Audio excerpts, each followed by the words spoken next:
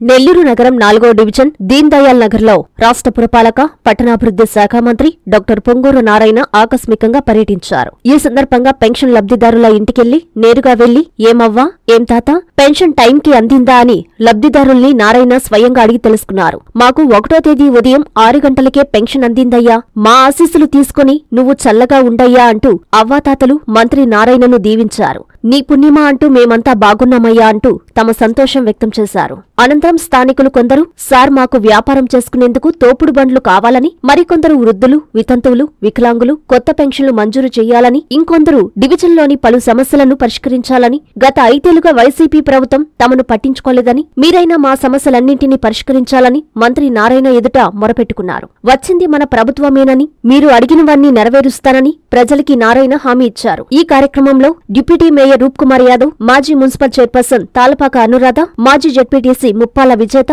నగరాధ్యక్షుడు Mamidala Madhu, Raja Naidu, TDP ముఖ్య నేతలు, నాయకులు, కార్యకర్తలు పాల్గొన్నారు.